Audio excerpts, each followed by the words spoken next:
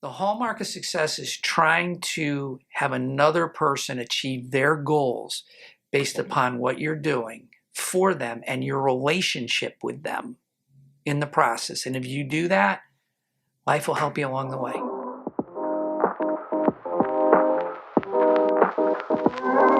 All right, everybody, welcome. This is I'll Call My Guy podcast. Special guest today. We're making a pivot to the law.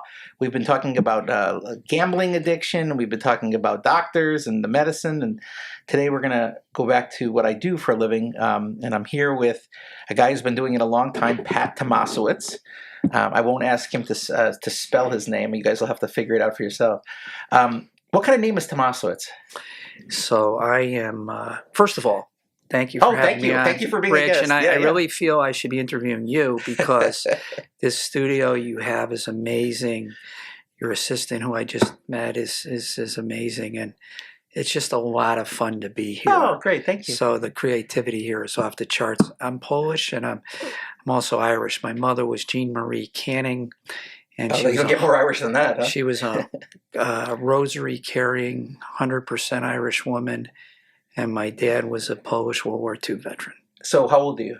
I am 65. 65. Did you grow up here? I grew up out in Litchfield County. Litchfield County? Yeah, Harwinton. Oh, small, Harwinton, yeah. 3,500 people town. Everybody knew everyone's name. Farming area, Little League baseball. I lived right next to a farm. The cows from the farm would come into the front yard of our house and mingle around. It was just a great place to grow up. So at 65, you'd be a boomer, right? You're considered a boomer, right? I'm a boomer. You're a boomer. Yeah. And your parents, were they an intact family growing up? Oh, yeah. My parents were married to the finish line. Oh, right. 58 years. Wow. And my father died ahead of my mother at 83, and then my mother died at 83 with Alzheimer's. And they had a beautiful relationship where my father had the values of World War II, which is, what are you worried about? Right.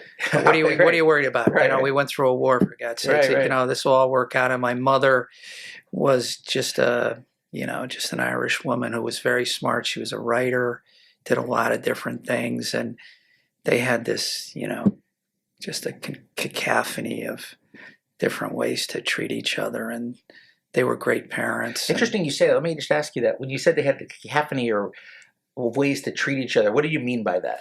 Well, my mother was like a big peacemaker. Oh, I see. She was like Henry Kissinger in a dress, and my father... Although he wasn't such a peacemaker all the time. No, as we know, historically, there were problems in the late 60s with a lot of people think he's a war criminal. Yeah. The Ho Chi Minh Trail, and I've read stuff recently. But, it was more of a metaphorical expression. Yeah. My father was basically a two-fisted guy. Mm-hmm. He got accepted in the West Point after an exam he took in the Army, decided not to go. Very smart, worked for the government. But we were just, it was a working class, middle class family. And, you bring up that question of an intact marriage and all that. And I think I'm blessed because it was an intact marriage. And for damn sure, I'm going to the finish line with my bride. How many years? 25. Wow. And, my wife's my best friend, and we have a great time still. You can have a cup of coffee with your wife after 25 years and still make each other laugh about things, because my wife's hysterical. Oh, she's funny, yeah? She's funny. She can do imitations. Oh, wow. She's just really, she does a good Hillary Clinton. She probably doesn't want me to say this, but my wife is funny. What's her name? Sandy. Sandy Tomas. And what does she do? She's in the firm. Oh. She does the books. So you work, so not only do you... She does the books.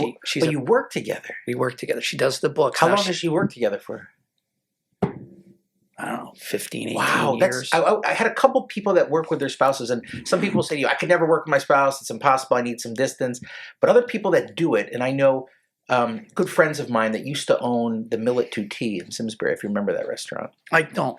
And so they worked together, and then they went to Charleston. They sold it. They have two of the best restaurants in Charleston, but they're literally next to each other all the time. And I said, oh my God, like, how do you do that? And it's just, there's certain people that can do that.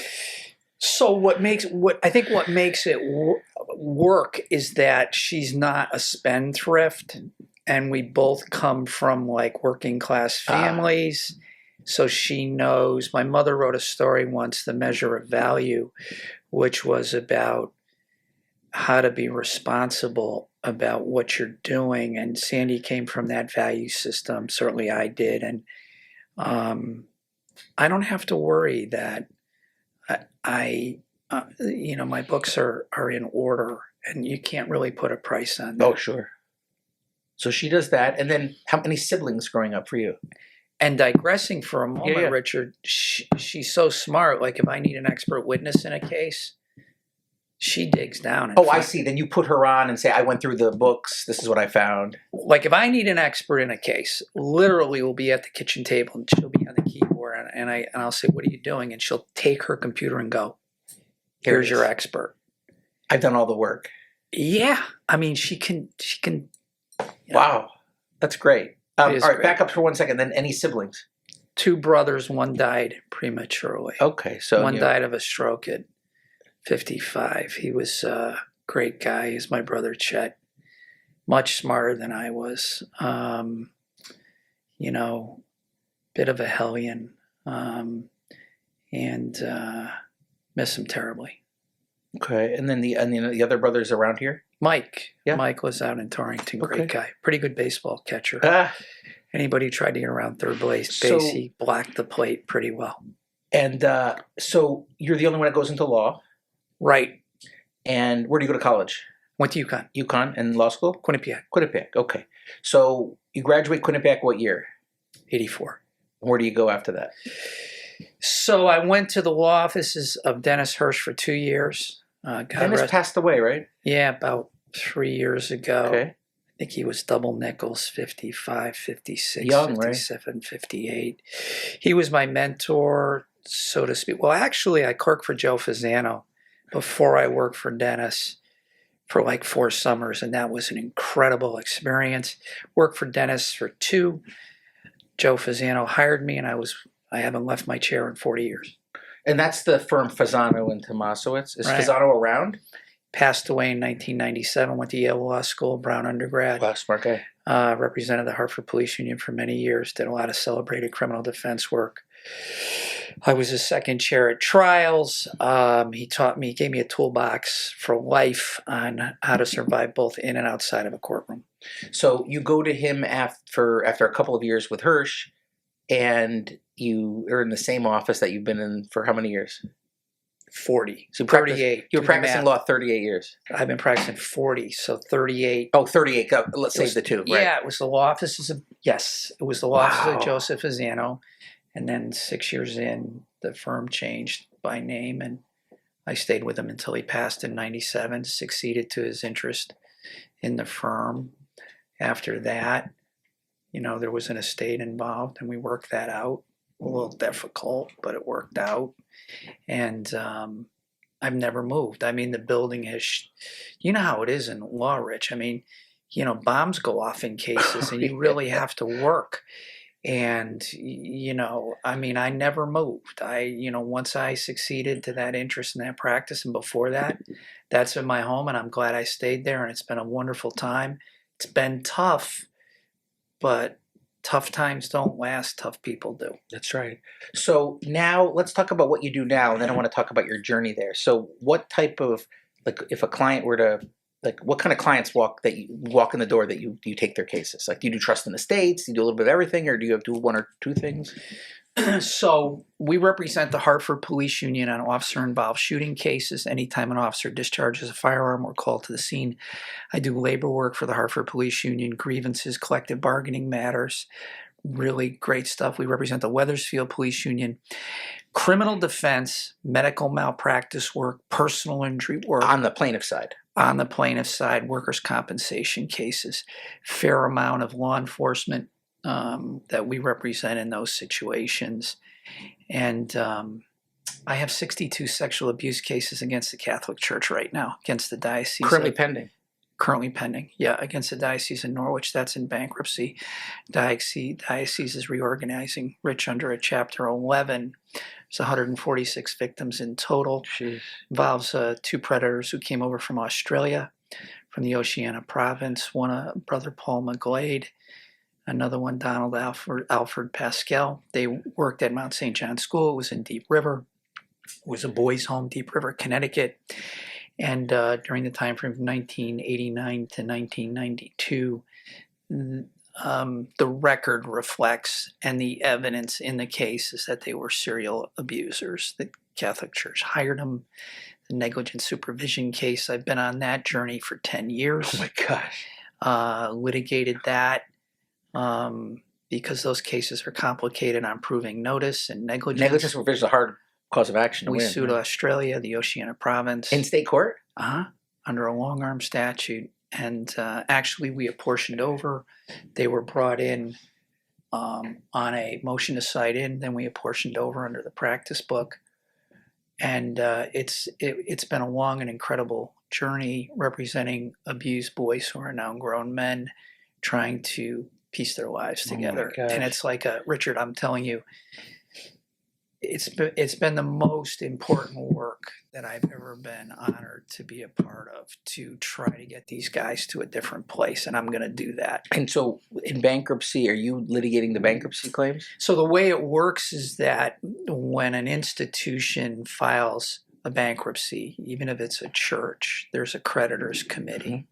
The creditors committee is appointed, and the United States trustee decides who becomes who constitutes the creditors committee. The unsecured creditors committee. Unsecured and there's creditors a secured committee. creditors committee sometimes. That's right. You know probably something about this too from Shipman and Well, Goodman. I worked at Bingham, which is now Morgan Lewis. I did project finance and other types of finance. Which I'm fascinated by. Yeah. Like, look, I know a little bit about bankruptcy. I would really love to interview you because the Right. Bingham and the Shipman, and I did Islamic finance at Deckard. I think that's like I unbelievable. did cool stuff. Yeah. Really cool stuff. Yeah. That's really cool. But I hated it, and I'll tell you why. Really. Because at the end of the day, I closed this deal. I'm up for a week straight, with some office in New York or For real? downtown. Oh, it's terrible, right? And then what? So a bunch of investment bankers make a $1 million bonus. Who am I helping? I mean, it's transaction. I didn't change any lives. Didn't change any lives. Right now, I have somebody comes in who's on their knees, and in litigation against somebody they love, they have kids with, they're not seeing their kids, and I can look them in the eye and says, "I'm going to take you. I'm going to be." I'm going to take you across the river. Well, I know firsthand about you that there's a case, and I'm just going to, it's a matter of public record. Sure. So I am not speaking out of school at all. The name of the case is Reich versus Reich, and you were counsel for the father, and there was a false claim of sexual abuse involving the party's minor child. And this was a case that went on for many years, Rich, and I know you don't want to really have this touted, but it's my time to talk about you, where pro bono, you were able to prove a case where the claims are unfounded, which is the most difficult thing to do as a trial lawyer in the setting of sexual abuse. I've had some success, but this is not what this is about in that area. But you were able to show it was a false claim. You restored a child to a father, and that's better than closing a... That's right.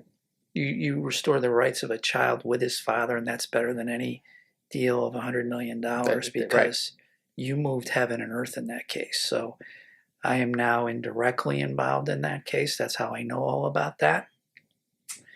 And I salute you. Thank you. That's what we do as lawyers. That's right. And to me, that's, again, you close a $100 million deal, big deal, right? You restore it, you change somebody's life, and you can look them in the eye and say, here's your kid. To me, there's nothing better. I'm older than you, Rich, but there are times when I'm out to dinner with my wife, and a waiter will walk up to me and say, Mr. Tomasiewicz. Yeah. You remember me? Yeah, I remember. You saved me. Yeah, I love that. And that's why I do this. Yeah, I don't work. I mean, if you do what you love, it's That's a true. cliche. You'll never work a day in your life. And I work all the time. That's right. Because I'm only interested in getting better at what I do. That's right. Being on the most elite level possible in terms of a skill set. And I consider myself a servant. I'm not an agent of my principal. I'm a servant to a human being or an institution. And I take that commitment very seriously. The word service, Yeah. servant. No, I get it. It's you're right. When I get up, I don't get up and say, "Oh my God, it's Monday." I say, "Who are we helping today?" And when people come in and they get consults, I love too. Jillian, my assistant, gets crazy because everything with me, we have systems, as you know, the importance of systems in a law firm. We could spend a whole podcast on that because in order to scale and to grow, you have to have an onboarding system, right? You can't just be like, all right, sign this, put a folder. You have to have an onboarding, a conflict check, how the money comes in, how it gets into the IOLTA account, and you have to systemize those things to have 100 cases. Otherwise, you'd fall apart, right? And so sometimes people walk by, I'm a retail level here, and they'll knock on the door and they're in despair. And part of it is because there's a lawyer who has a virtual office across the street, a guy who's been suspended a couple times. And they walk by my office and then they knock on the door and I can tell. I said, let me guess, blank, blank. They're like, what? How do you know? And they said, yep, I gave him $10,000. He hasn't shown up. He hasn't done any work. I'm in despair. Could you meet with me? And I love that because it's like, usually we schedule everything. All my calls are scheduled, my meetings with people, but somebody knocks on the door. To me, it's so exciting. Like, come on in, I can help you. Come in from the cold, sir. So that gives me a lot of excitement, to do that. So that reminds me of my mentor, Joe Fasano. There's nothing, he was just brilliant and dynamic, great empath, great trial lawyer who when he honed in me the you have to care. He used to pound on the table. But you can't learn that. He said you have to care about these people that come in. And there's nothing more that I love than sitting down with meeting somebody for the first time. That's right. That's me. Now, I love that. You are a first floor law firm here. Right. And one thing Joe used to tell me is that you ever leave me, he had this husky voice, never have a law firm where people walk up the stairs. Just so you know, this is second floor for our annex. But you are on the first floor. Yeah. You are on the first floor. Yeah. The record may reflect that. You have a lovely conference room, which is an extension of your first floor office. And the window side appeal, I love your firm, and I love the architecture of your firm. Where I drive by and law offices of Richard Rockland, it's rich actually, right, because you don't stand on formality, right, even though you easily could, and not that would be a character trait, but the way you have this set up is just ideal because it just reaches out and you're a part of the community. Right. I love it. People know who you are, and you can walk and have a sandwich down here, and hey, that's Rich up the street. He's a nice guy, and you are, and it's great it's creative what you have set up, because there's not many law firms like Pete Appleton. If you know Peter Appleton, oh yeah, he's on by the firehouse by Bushnell on Asylum or wherever it is, but Peter's on a first floor, but. People are tucked in an office building, right? Oak Street is, Lawyers Row there. Lawyers Row. I'm 96, but this is great. Oh, I love it. And it's funny because, as you know, I pivoted from a transactional lawyer to a trial lawyer. I don't know anything about it, frankly. I don't know anything about, other than inferentially what you've told me in the last 10 minutes.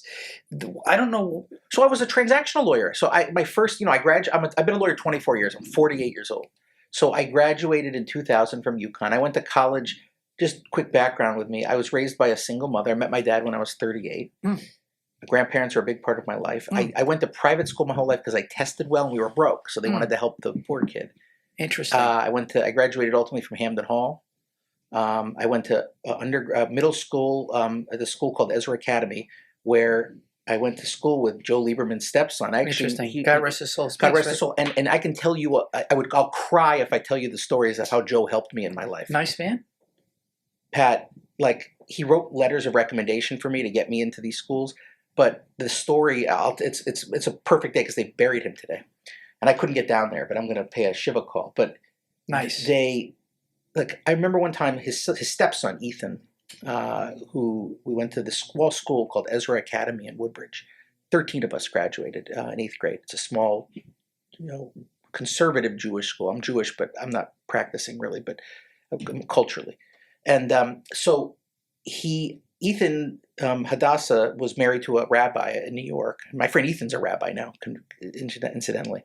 But they had shared custody, and they got along great, and they were all friends. And Ethan would spend time with his father in New York, but he went to this school in Woodbridge, and Joe and Hadassah at the time lived on Alston Street in New Haven, Alston and Chapel, that house right on the corner.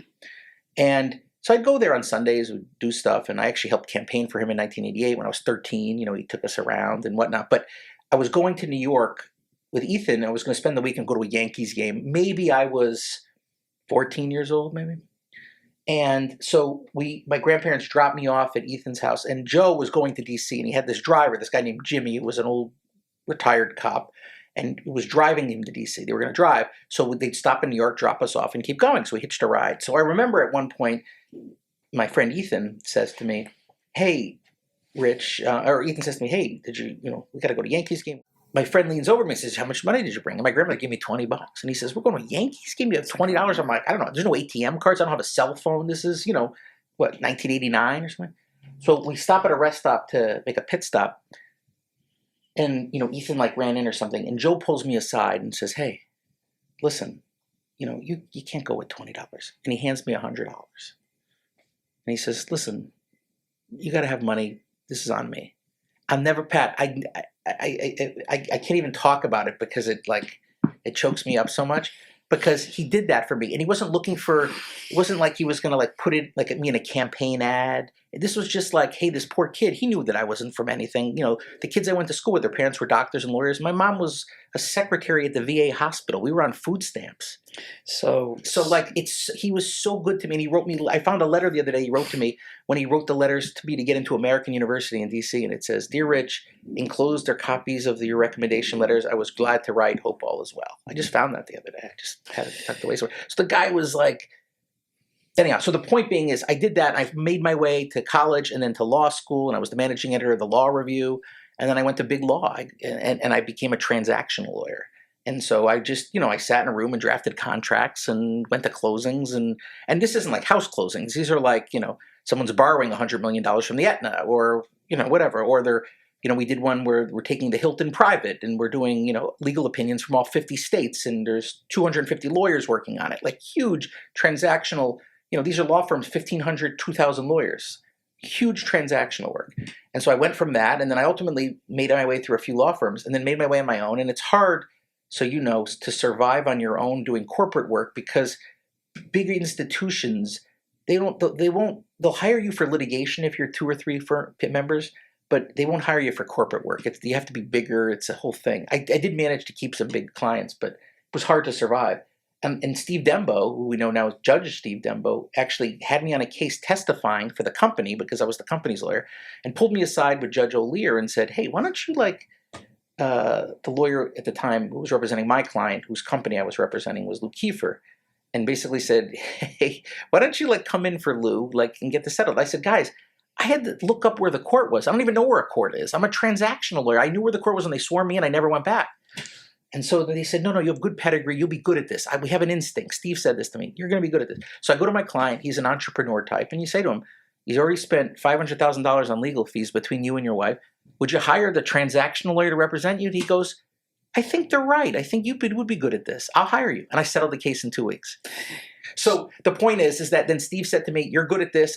I'll help you going forward. Don't refer the cases out. Take this work." And then I did 1, and I did 2, and then I started learning the rules of evidence and doing short little hearings, as we do in family law, what we call pendente lite hearings, short little hearings, rules of evidence apply, usually no discovery, and you just sort of learn to work quickly on your feet. And I found that I'm actually pretty good at this. And I went from that to doing now, in any given year, 30 days of trial a year.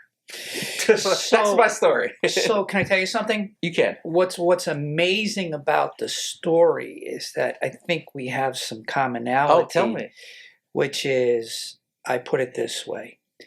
When you grow up in a 1-bathroom house, Yep. It makes a difference. Number one, we were not on food stamps. But there was a time our family was on first name basis with the bill collectors, was the joke. And I can remember being a little boy, 6, 7, 8 years old, upstairs in a 900 square foot Cape Cod, which to you might be a big house. There was 5 of us in there. My parents were saying we can't afford it. It was midnight. We can't afford it. And they were yelling. And something went off in me, which is, I couldn't define it at the time, but this immeasurable need and desire not to have a similar plight for people that I loved, that I was going to bring into the world, or myself. I just needed to make sure that didn't happen to me. And Malcolm Gladwell has written a book about that kind of formula, which is, people who, and listen, I respect every well-educated, uneducated, it doesn't matter to me, but take a Harvard grad, the top of his class, take a Fordham grad, top of the class. Statistically, according to Malcolm Gladwell, the Fordham grad goes further because he's gritty. And the hiring formula for many years for Bear Stearns, who the chairman of the board was Ace Greenberg, they had an acronym, PHT. P, Peter, H, Harry, T, Tango. Poor, hungry, tough. And they wanted those kids to be their traders. So I don't really come from any.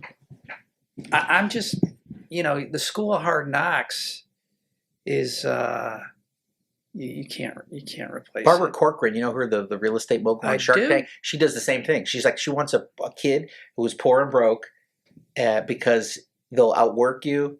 They're grittier. They can handle adversity better than somebody that's had everything. We weren't poor or broke. It was Lower more middle like class, probably, right? which car was going to start in the morning. Right.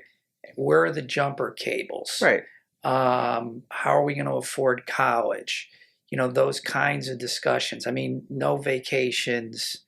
Had a roof over our head and we had clothes. So we were American middle class, working families, what we were. Right. But you can't replace that kind of experience for anything else. The best thing that drove me was what I just told you. A little story when I was 8 years old, but my parents said I can't afford it. So how many cases a year do you think, or how many days a year do you think you're trying cases this year in a given year average? Is there a way is it changed variably? Does it vary by year? So I have probably tried 75 cases to verdict. I've tried 18 to maybe 20 criminal cases, easily 50, 60 civil cases to verdict. Jury and bench? Now, all jury. Yeah. And now, 90% of things settle. Right. Now, I get everything ready as if it's going trial. Everything. Well, that gets a better settlement. It's a better settlement. But the paradigm is there's mediation and most everything settles. I mean, I have to go to trial on a wrongful death on April 17. It's a prison suicide with a woman who hung herself. When the record in the case is that the brother called on a Thursday saying his sister was going to hang herself, called the deputy warden's office, and she hung herself on a Monday. Is this like on an extreme indifference? No, it's not an Eighth Amendment claim. No? It's a negligence claim. Against you should go through the State of Connecticut Claims Commission. They pushed it through? Yeah. Because who's had a lot of success in that? This guy, Ken Krajewski. Know him well. Yeah.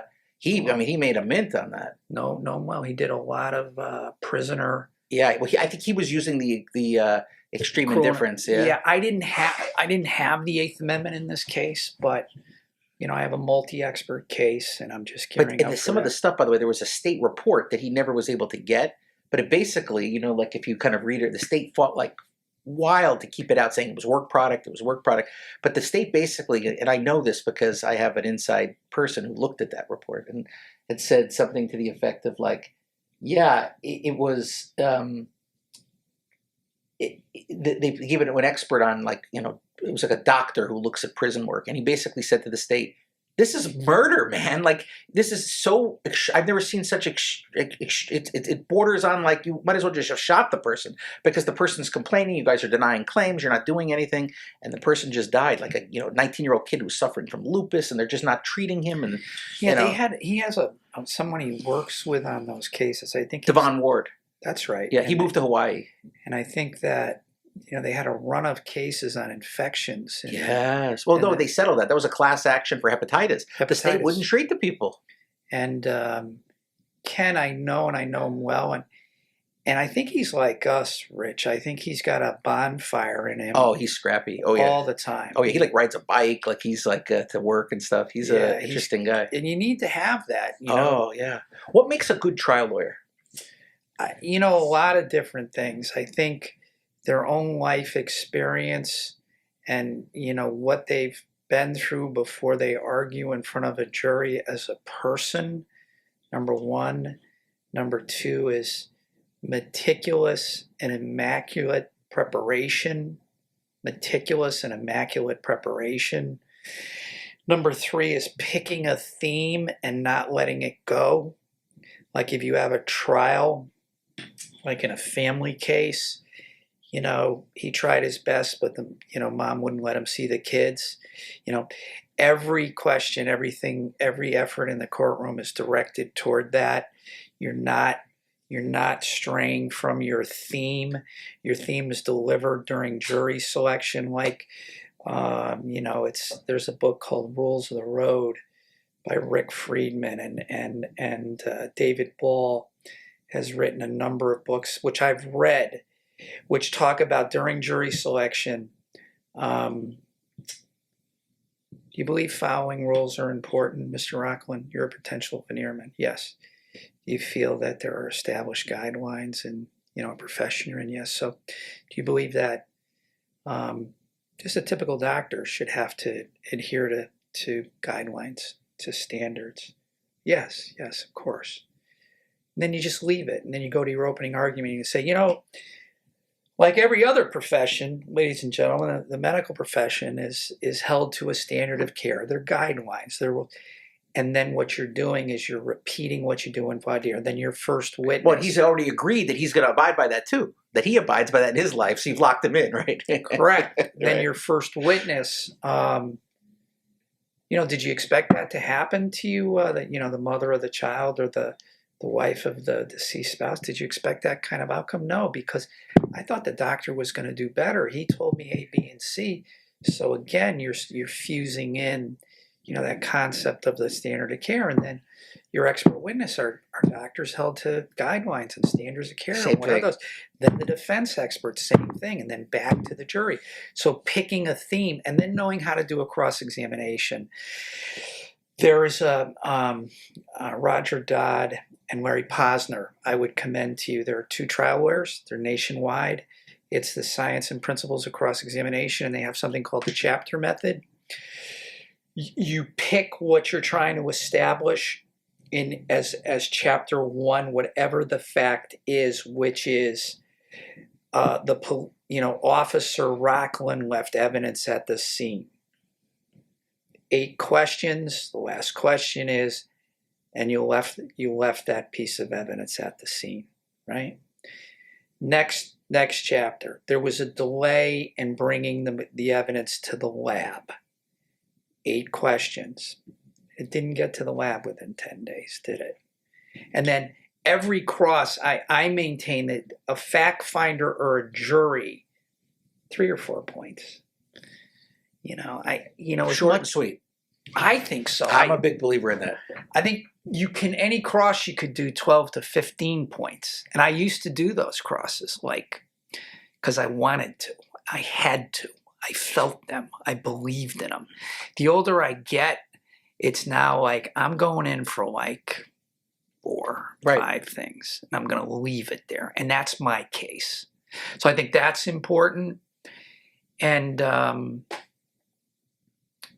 being yourself, I think, is important. I've read a lot of just you. Don't try to memorize any other person's work. That's just not good. I've done that.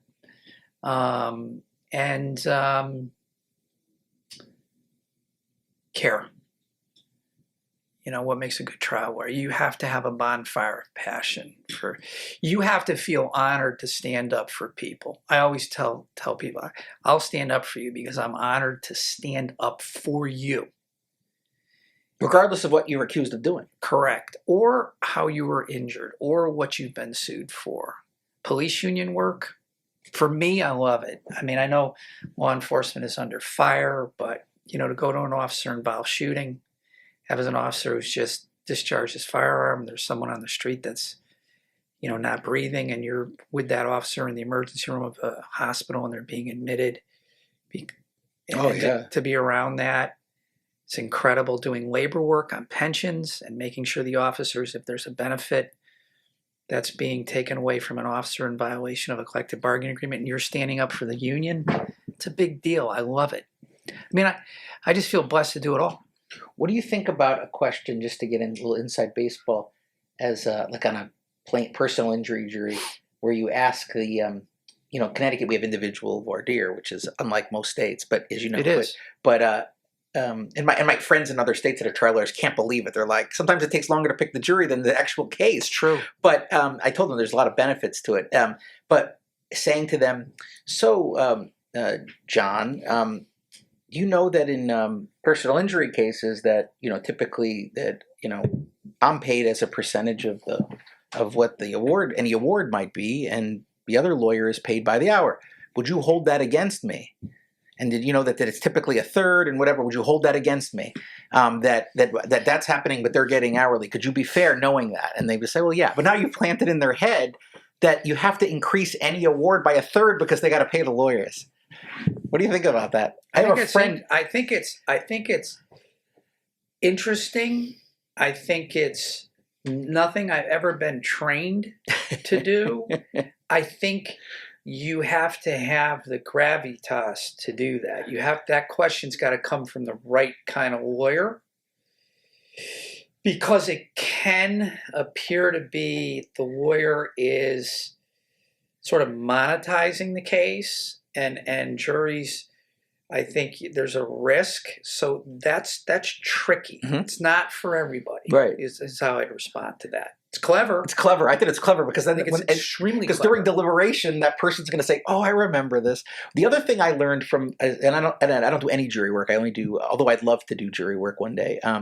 But I do bench side trials, as you know, because I'm in family court. But one of the things someone told me, I took a class or a CLE on this, and it was that as a plaintiff's lawyer, you don't want 3 people on a jury for like an injury case. You don't want engineers. Correct. Right. And by the way, you don't want I have a couple of engineer clients, and I love you guys, but they're impossible clients because for them, they are. Right. They do. They run you want to figure out how much something, what kind of load this building can take. They put it in a thing, and here's the number. I know, it's amazing. It's black and white. And so when they come to me and they're like, here's the statute. The statute says the court consider all those things. That's why the court should do that. I'm like, yeah, but the court can weigh it any way they want. They don't understand. And that's where there's a complete disconnect. Crazy. How much weight? If there's 8 sections to the statute. And they don't have to tell you how they weighed each one. And so basically, as you know, it comes down to what the judicial philosophy is. That's why when people come to me and they say, where's alimony going to land? Is this an alimony case? And they're like, well, this is what the statute says. I'm like, I'll tell you what the statute says, but here's the philosophy in Hartford, and if you make this and this is where it's going to land. I can't. That's not a book. You have to live that to be able to give somebody that advice. The engineer doesn't understand that. They're like, but the statute says this. If you consider this, you plug this in, it comes out the other side. So anyhow, my point being, you don't want engineers, you don't want nurses, and you don't want men under 30. So nurses, I can clearly see why. Men under 30? No empathy. Lack of maturity about no empathy in life and empathy. That's what he said to me. He said, if you're going to do anything, you're going to use any of your, what do you guys call them? When you get rid of somebody, what do they call those? It's a peremptory challenge. Peremptory challenge, right? Or a challenge for cause. Challenge for just says those. If you just see that, get rid of them because because on an injury case, the engineer is going to say, "Wait a second, this doesn't line up." So as to your comment that you'd like to try a jury case, yes, I love it. So just think about it, Rich, okay? I got into criminal defense work because I was mentored in the field by Attorney Fasano. He was back in he did a case with a guy named Thomas Flowers who murdered somebody at Trinity, and made an altar, placed his remains, the decedent's remains, like in an altar-like fashion. And I was clerking for him at Constitution Plaza up on the 18th floor. And there was LSD in Flowers' blood. And the cleaning lady came in one night and said, "Oh, Mr. Fasano, you should check out the blood. You know, you should do the LSD, and it makes you do crazy things." And this was before the statute that the voluntary use of drugs can't be a defense in a criminal case. He hired all these psychiatrists across the country, LSD, effects on behavior, bench trial, acquittal. And he always used to say to me, "You have to listen to everybody. You can learn from a bus driver, a marshal, it doesn't matter." And in terms of, he was my motivator for trial work. So I hope in some way this motivates you. Think about this, right? I do criminal work because if you can cross-examine a cop, someone from a lab, a fingerprint expert, okay? You can do that. You can do medical, because somebody's life is literally, they're going to prison, get it right. You can easily do civil work. If you do hard-nosed divorce work, which is no picnic because I've done it. I had 5-day trials in Middletown. I've done those trials. You can easily do civil work in front of a jury. You're marking an exhibit. You're asking permission to approach. You have a body of people who are just going to decide. You're giving an opening argument. You're giving a closing argument. You could easily do that. If you ever got a case, you could just call me. You could call me up, Rich, saying, "Pat, what about this? What about that?" No, I'd love it. Consider me a colleague. You can call anytime. No, I appreciate that. I'd love to be able to sit and look people in the eye and say, "Look, guys," and because part of it is, you're a salesman, right? A part of it is you're a storyteller. You're a storyteller. Yeah, and so what I do is for the bench trial, it's a little different because I'm convincing one person, right? And as you know, in family cases, there's, at least on financial stuff, the court has wide discretion, except for child support, which is formulaic and statutory, and they have to get reversed on that stuff all the time. Alimony can be anywhere if they make the requisite findings. Custody, best interest, it's an abuse of discretion standard. You're not overturning those things. But what I always say is, and I teach my associates this, I always say, what's the story you're trying to tell? And then we'll pick our exhibits based on that. What's the story I'm trying to tell? What's the motif? The motif is this guy, busted his ass in the marriage. The wife refused to work. She was, had this problem, and then she started, enmeshing herself into the kids' lives. Father was busy working, and the kids started to be turned against him. And, how are we going to show this? She's able to work, but she just won't work now. What's the story? And then let's back into that through the evidence, how we're going to prove that. And I think that's sort of seems what you're saying too, like with the jury, like stick to your theme. So you stick to your theme, but on a civil case, what I always try to do is I try to tease out from my plaintiff, what is it really that makes their case different without them letting them know that that's what I'm doing. Oh, I see. So then I get an authentication about their case that's organic. And then, yes, you can tether exhibits to that. And yes, you can tether other witnesses who has seen the hypothetical Jim, in pain and grimacing because of what has happened. You try to bring a uniqueness to that case. The storytelling in the divorce cases is very complicated because just the fact pattern you just gave me, where mom's at home, she's trying to work, she's raising a kid, kids turn on the father, he's working all the time. Depending on what side you're on, that's why I liked divorce work because, and I wish I could do it. I'm busy on Mondays. Well, no, that's all gone now. All the short calendars. It's all gone. Yeah, I remember that. It's the best ever. Because remember, what would happen was somebody would file a motion, it would get calendared, and if they marked it ready, you're fucked. You have to show up. And they're not marking it off because they're there. Mrs. Jensen has to go forward on $80 a week. Yes. I can remember I had to be in 3 different companies. Yeah. And then you'd be trying to continue it and mark it ready. So now we have a pathway system where you file a motion, you file your motions, and if you need, you get something called a resolution plan date, which is a triage. You meet with family relations, the court says, what kind of case is this? Is this high conflict or not? And then you have a case flow request. Now, we never had a case flow request in family court. We never had that. So now what you can do is you can file a case flow request and say, I need something heard, and the judge will schedule an individual date for you to come in and have it heard. And anything, you know, It's you can much get it. more efficient. Oh, it's so much more efficient because than now claiming things. it's ready. nonsense. It was awful way to live. Now you can take on double the It caseload. was awful Awful way to live. Awful way to live. Now you can take on double the caseload, and if we need to go to court, I just file something and they schedule it. So I think as time progresses for you, what's resonating in me is that you have the sky is going to open for you, and you're going to be like a civil trial lawyer, because I can tell just by talking to you, you have the right stuff. Oh, thank you. And I mean that. Thank you. I hate that. I mean, look, I do lots of mediations, and I love collaborative and mediation. But, you know, there's only so much I can take on the high conflict cases because the discovery is intense. And here's the thing. There's only a few family lawyers that know how to litigate like a civil litigator. And the same rules apply, as you know. The same, 13-9 and all that applies in family court as it does in 95 Washington Street. I've always found, and I'm still I've tried some family matters in the last year or two. I've had 2 or 3 clients who has said to me, "Can you please do this?" I'm like, "Okay, I'll do it." And I have found family lawyers they don't really know the rules of evidence. That's true. So here's what they'll do. They'll have somebody on the stand and I'll ask them something and they'll say, well, this person said to me, objection, hearsay. And sometimes... Effect on the hearer. Right. And so then I'm like, effect on the listener, right? So then, I'm like, so the judge is like, yeah, we don't want to just preemptively, a judge, not all judges, but I've had judges say, and it makes me nuts. Yeah, we don't want to hear what third parties told you. I said, whoa. Wait a second here. I said, first of all, hearsay's not like kryptonite, like it can't be anywhere near us. I said, there's a residual exception, right? There's a catch-all provision, and there's a variety of exemptions, but it has to be offered for the truth.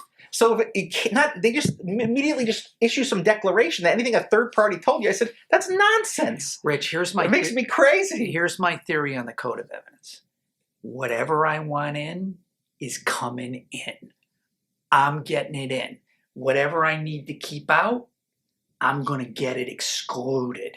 In other words, I know the code pretty well, and I have a lot of fun with the code. And I think, because I've read it, I've read cases, I read the annotated cases. But a story I want to tell you. Hold up, can I stop you for 1 second while we're on that? Yeah. What percentage of family lawyers do you think, and I'll tell you the answer. 20. All right, that's less than that. Know that because that I am allowed to lead the other side, even on direct. Say that again. That I am allowed. You can call the adverse party and lead them? Is that what you're saying? Correct. That's like evidence 101. No. So the percentage of judges and lawyers that know that in family court, less than 5. It's like evidence 101. Evidence 101. It's like I had a case the other day with a lawyer who's been practicing 30 years. And I called her client as a witness, started leading. She goes, Your Honor, this is leading. The judge goes, yeah, it's leading. I said, whoa. First of all, like, she's the code of evidence. The Supreme Court has ruled that's the adverse party. I could lead. So she's like, stop. Luckily, I brought my code of evidence. I open it up. I'm like, here it is. Here's the case. Because, it tells you the case, right? In the code of evidence. Did you actually explain that? I couldn't believe it. A 30-year and a judge. I couldn't believe it. Less than 5% of people know that. So, you asked what makes a good trial lawyer. And this is going to be cross-examination, this story, which dovetails. Mm-hmm. The last hearing I did in family court was last year. I think it was November. And it was a motion for contempt. And by the way, which is a clear and convincing evidence standard. It's a high standard. It's almost the highest. So this was you're not getting back to me kind of case on phone calls. Oh yeah. You left the state, you didn't tell me. Yeah. And you're not answering emails within 24 hours. So what I did was I got permission to bring in an easel. Oh, I love that. I bring in stuff too. I had a huge whiteboard like this. And I put Mom on the stand, and I love this stuff. And Judge, it was Judge Alfano. She's like, Mr. Tomasiewicz, what is this? I said, Your Honor, what I want to do is, I said, I'm just trying to keep track of the motions for contempt. Yeah. All the violations. My notes. They're my notes. So I would ask, I'd get the concession, and I'd look at the defendant. I'd say, I'm just going to put a 1 here. So that's the first violation. I'm going to put a 2 here. I had like 16 different violations. Nobody does this in family court. So now it's a lunch and recess, right? So I go back. We're in the afternoon. I said, we're gonna do the same thing. So boom. Now instead of a 1, I said, I'm going to put a half. I'm just going to give you half on this, not a 1. Marshall was like, he was looking, he was smiling. And I showed across all these violations, my closing argument, Judge, this is not Ipsy Dixit. This is not my assertion, and you have to believe it. Look, she was never crossed about these violations, such, motion for contempt, all that People, you stuff get was remedial granted. orders, yeah. My client loved it. Yeah. I was like, I'm using the board, and I knew when I was doing it, I was doing something different. I do that. I bring in, so let me tell you, I am the only one I know. I bring in, we're all patting each other on the back today. I bring in the. I'm not trying to pat each other on the back. I'm just talking to you as a colleague. No, I love it. I bring in, for the bigger cases, I bring in a 100-inch screen that unrolls, and I have a projector. Nice. And then what I do is, and so when I give somebody something, and then I mark it, and then I have a thing that, like a program, I can circle words and then explode them so they can come up. Yeah. I know it. And nobody does this because it's a good thing. I'm like, well, wait a second, sir. She's like, well, that's not what happened here. I said, well, so I had a guy last week, for instance. So here's what I did. Tell me if this is a good cross. So I start him off, and he had sat for a restraining order hearing 2 years prior. So I go into him. He's guys. You need an interpreter. You're from the Dominican Republic. No. Do you know what an oath is, sir? Yeah. What's an oath? Tell the truth. You're here to tell the truth, right? Fair enough. Fair enough. All right. Did you ever punch your wife in the head? No, you didn't. Okay.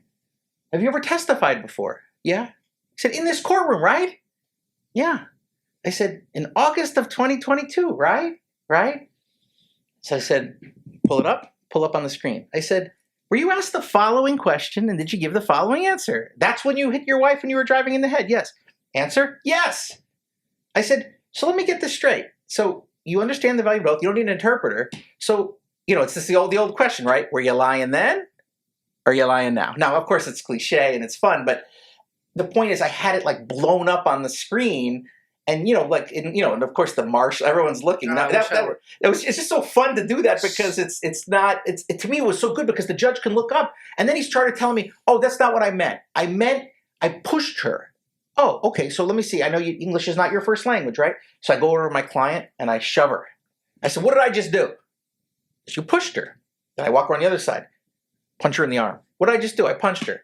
Okay. So you know the difference between punch and push. Did you not know when you were under oath then? So to me, I started with that. That was my first line of questioning. So now the judge is sitting there and the judge is like, wait a second, this guy is everything he says is garbage. So I started with that, and then it just went downhill from there for him. So I was so excited to do that. A++, tremendous job. One of the best moments I ever had was on a federal civil rights case where an officer broke somebody's back, and he was arrested by the state police. He was put in handcuffs. He was a small man. He was 5'4", and he was pressed against a desk forward this way, with the abdomen being pushed forward, with the hand of the officer pushing the shoulder blades down. And this is before I represented the Hartford Police Union many years ago. I will not be a conflict for me to do this work now. And then he picked the man up by the handcuffs in the back and slammed him on a desk. Okay, his chest first broke. He fractured his spine in 3 places. And when my client left the police station, he had all these cuts and bruises on his hands. And what the officer testified to his deposition was that he was punching his cell when he was in lockup, and that's how he did this. The cuffs were all tight, and they cut him, which is a civil rights violation. So I found the guy in the lockup, the state trooper, who was in the bubble right across from the cell, who told me my client was as quiet as a church mouse when he was in custody. The defendant was saying he was punching the cell of his jail. So I call the defendant, federal court, Judge Dominic Squittrino. Oh, I clerked for him for a little bit. Ray Miller, who's the United States attorney, was his clerk. And I remember I put defendant up on the stand first. This was a really contested case on liability. And I said, morning, Officer Dunn. How are you today, sir? Good. Officer, I just want to ask you 3 or 4 questions, sir. I said, jury's going to hear more about this later, but is it your testimony in this case that any cuts suffered by my client on his wrists, his hands, is it your testimony in this case he self-inflicted those cuts? Is that right? Yes. I said, and he did that by punching the cell. He was aggressive and unruly in the cell. Is that correct? Yes. And would you tell the members of the jury, did you have anything to do with that? No. I went over, I said, Chuck did that to himself, right? He did it when he was in that cell? Yes. Next witness. I call the guy who was in the bubble who said Chuck was as quiet as a church mouse. And by the way, do they know that he's coming as a witness? You've disclosed him as a witness. I put him on the list. Yeah, right. But they didn't investigate. They didn't depose him. Right. And I said, the reason why he did it, he was retired. Okay? So I said, can I identify, your name, sir? How long did you work for the Connecticut State Police? 25 years. Where'd you work? Pennsylvania Avenue, Niantic. Can you tell us where you were on June 10, 2012? What shift? A shift. Yeah, I was working. Remember the plaintiff? I do. Why do you remember the plaintiff? Because I was in the bubble right across from his cell. Why was he in a cell? He was arrested on a domestic. How long was he in the cell? Hour. Did you see him the whole 2 hours? You see him the whole time? Yeah. Did he ever punch a wall? Nope. Was he unruly? Nope. Can you describe his behavior to the jury? He was quiet. And I looked over at the jury and I just went, I don't have anything further. That's great, right? That's a great one. You can look over and be like, I don't have anything further. Right, yeah. You don't say it to the judge, you're saying it to the jury. I don't have any. I was taught that's a great when technique. You try a case, you try it to the jury. You try it to the jury. You try to just get 1 or 2 jurors to try to connect with you. Right, like a guy you're meeting at the bar and you're just having a beer. Correct. And so when you say that, you're almost like, you see what I see. And what happened? What did you get on that case? $710,000 and $165,000 in. Did they take an appeal? In attorney's fees, and I bought my first house. My wife's. We bought our first house with that because we were broke when we got married. Did they take an appeal? Took an appeal. We settled an appeal. It was a state, of course. Yeah, because this was a federal jury case in front of Judge Squatrito. So it's a de novo review on a 1983. Yeah. So there's risk. I was like 38, and I'm like, I spoke to my client. We decided to resolve the case, and I had a woman who embezzled from a doctor, and that was a fun case. I had 26 witnesses in my case in chief, and we got treble damages. A plastic surgeon, and she was just taking money and putting it in her pocketbook. And her testimony was that the doctor was taking the cash and putting them up in the ceiling in his office and hiding the cash, and then taking the cash to buy paintings. This was like a 3 or 4 week trial in Waterbury. And I had a forensic expert reconstructed it. We interviewed all his patients. What a war. And we got treble damages, in that case. Talk to me a few more just to that was fun. But yes, but what about what do you like for some tips for establishing rapport, for bench side stuff like you do, like I do, establishing getting a judge to sort of I don't know what's the right word, to build a rapport with a judge. Like you walk into court, what are some techniques that you do? Do you say you call them judge? Do you call them your honor? Do you say good morning? Do you have anything like that, or that you don't think moves the needle? So one of the most influential persons that I watched as a trial lawyer, because I was a second chair in a federal corruption case with the mayor, was Hugh Keefe. Oh yeah. So little things, Rich. I keep my jacket buttoned because I think that's respect. I never gesticulate too much with my hands. I mean, I'm like this, and if I make a point, I'm making it this way. My hands are forward; they're folded. Right. And trying not to talk too much. I try to, the Bible talks about economy of words, and what comes from man's out of his mouth usually comes from his heart. So I'm very careful about what I say and how I say it. And I make sure that I am there to teach. If I'm there not to have too big of a personality where I take over the case, I am there to just provide the court information, much like a school teacher. Here's my information. I'm staying out of it. I'm over here. My hands are folded. Interesting. I'm professional. I'm to the point. I have a notebook. Every question. I bring in a podium. Oh, yeah, that's your thing. I bring in a podium. You like that? I do. Okay. I mean, because I prepare and I'll put like things a desktop podium. Not all the time. And then I'm very serious. I mean, it's no time to joke. I mean, and I'm wicked prepared. And I'm just praying that, I'm a guy that the judge is going to, I think Socrates or Aristotle said the same thing. One of them said this. You can look it up. Two men, you stand them together side by side. One stands here, one stands here. They give the same speech, the identical script. Okay. You're only going to believe one. Why? Because of the ethos of the man.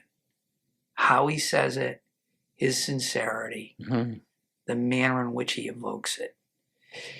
If you're that kind of trial lawyer versus some guy who's in there trying his case, blah, blah, blah, blah, blah. But if you believe in that kind of principle that what you're saying is really what you mean, those are the kinds of principles that I bring to a case. Doesn't work for everybody. That's just how I look at it. No, but that's good. That's I think good advice for most judges. Now, of course, as you know, the range of judges. We sometimes in family court you can get a judge that was an AG, like a new judge that was an AG that worked in, I don't know, like doing DCF work or doing something else, and they're thrown into family. And family is a very unique area, and so they. And they were a new judge. And so, like, I think, in my view, when I have a new judge, I act differently in the court than when I have a more experienced judge. That's wise. I always do. Because I think sometimes, like, if I have an adversary that's not as experienced as I am, and I can show that in a professional way, like, I know what I'm talking about, and this is what I do all the time, I think a younger judge or a less experienced judge is more likely to follow your lead. Richard, there's a couple, 100%, but there's a few other things to your question because I'm thinking to myself, you're not being specific enough. Shine your shoes. Oh, interesting. Shine the back of your shoes. So when you walk away from the judge, your heels are shined. Oh, interesting. Ask for permission before you cross-examine a witness. Or to approach or whatever. May I proceed, Your Honor? Good morning. May it please the court. My name is Rich Rockland. I represent the plaintiff. Not, good morning, Your Honor, Sam Smith for the plaintiff. Good morning, Your Honor, Hugh Keefe. May it please the court. My name is, I represent. Please, thank you. You're in their house. You're having dinner with them. That's a great way to look at it. Hands in the lap. Gentlemen. Interesting. Know which fork to eat with, And even if you don't, just be very polite about what you're doing. Be polite to opposing counsel. Be courteous to opposing counsel. One of the things I do, and I forgot, I think I learned this in the in Bob Woodward's book about the Supreme Court. I refer to my adversary as brother or sister counsel. I've done that plenty of times. I just do that. I don't do that for any advantage. I just think it's kind. I do too. It's professional. I do too. And say, Your Honor, sister counsel's making this argument, which I disagree with, as you know, but let me tell you why she's wrong and I'm right. I don't do that in a criminal case, but no, right. In a civil case, all the time.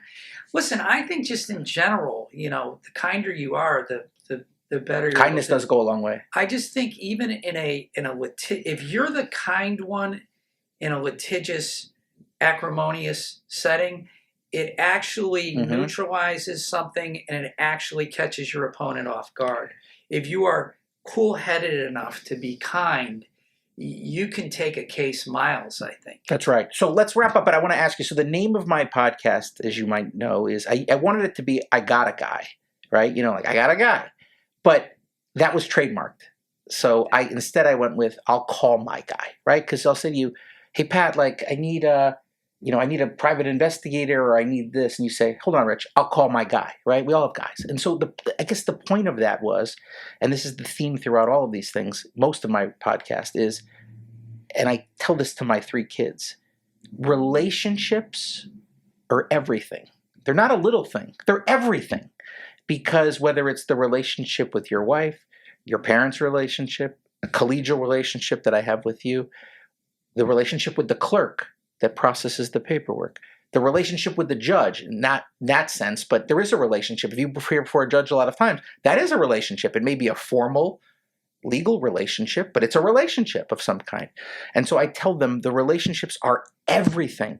And the relationship you develop with people that are your guys, that can help you do something. You need tickets to something. You need to get something through the court, and you know the clerk that, there's one clerk that gives everyone a hard time. You know the other clerk that'll get it filed. And so to that end, I'd like to ask you as we wrap up,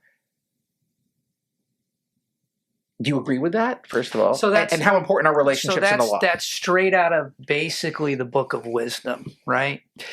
That what comes out of a man's mouth is what's in his heart, and relationships and how you treat people is the hallmark of success.